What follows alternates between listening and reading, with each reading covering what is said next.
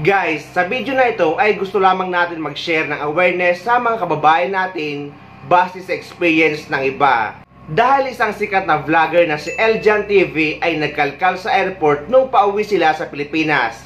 Ngayong latest lang. Hindi pa man ako vlogger ay napapanood ko na ito si Eljan TV. At gusto ko lang i-share o ibahagi ang naging karanasan niya sa airport para hindi na mangyari sa iba pa nating kababayan. At ang advice niya ay huwag talaga magpapasobra sa mga daladalang maleta. Na dapat daw kapag 46 kg at 2 pieces ang nakalagay sa iyong ticket, ay 23 kg yan bawat maleta. Meaning guys ay 2 pirasong check-in luggage na may lamang 23 kg maximum.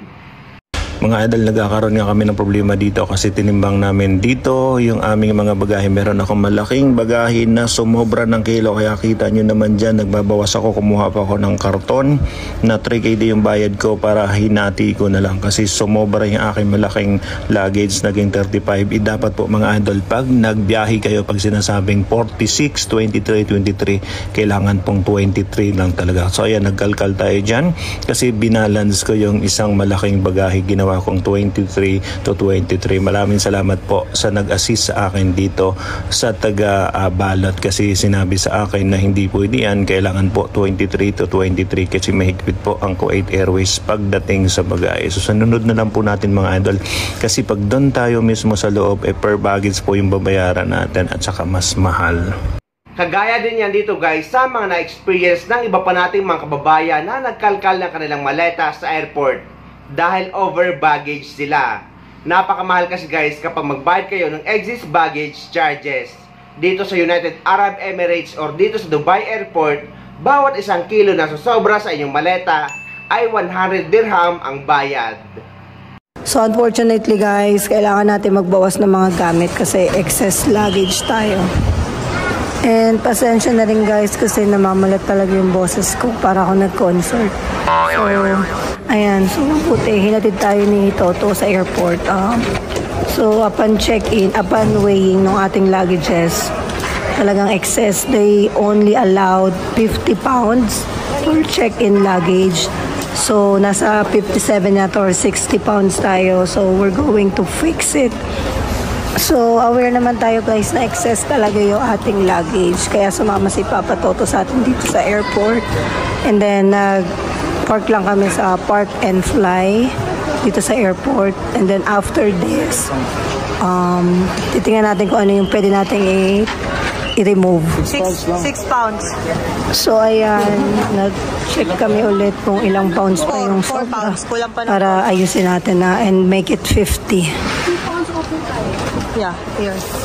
So have you done 2 pounds? Yeah, and this one. Also this one, also this one. 2, that's all. Take that box out. Let's remove the chocolate. Okay. Put that can on that. Put another can on that. Put another can on that.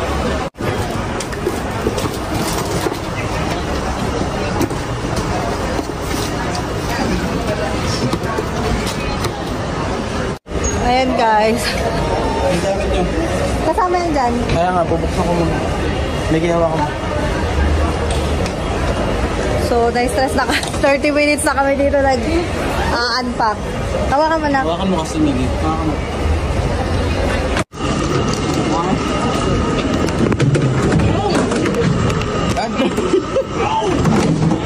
Yay! 49!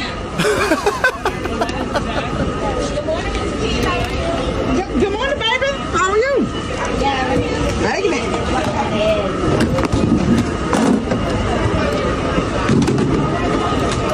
You made it. I made it! Bye, Mama. Thank you so much. You have a safe trip. Ang tanong ng iba kung pwede daw bang magkaiba ang kilo ng 2 maleta na dadalhin nyo. Ang sagot guys, kung kagaya sa amin ng mga ticket namin na binibili sa amin ng aming employer, for example 35 kg, ay pwede nyo yan hatiin sa 2.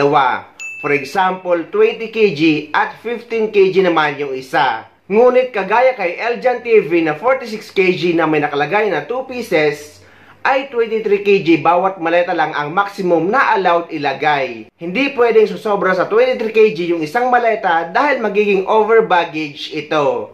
Ang ibang ticket naman ay walang nakalagay na 46 kg. Ang nakalagay lang ay 2 piece. So tatandaan nyo guys, basta 2 piece ang nakalagay, ang ibig sabihin niyan ay 23 kg maximum bawat maleta at 2 pirasong check-in baggage. So ayun guys, sana may nakuha kayong idea at sana nakatulong ang video na ito sa inyo. At sa mga hindi pa dyan nakasubscribe sa channel ko, please don't forget to subscribe my YouTube channel and please click the notification bell para lagi kayo updated sa mga upcoming videos na gagawin ko tungkol sa mga updates sa ating mga OFW. Mula dito sa Dubai, maraming salamat. See you next time.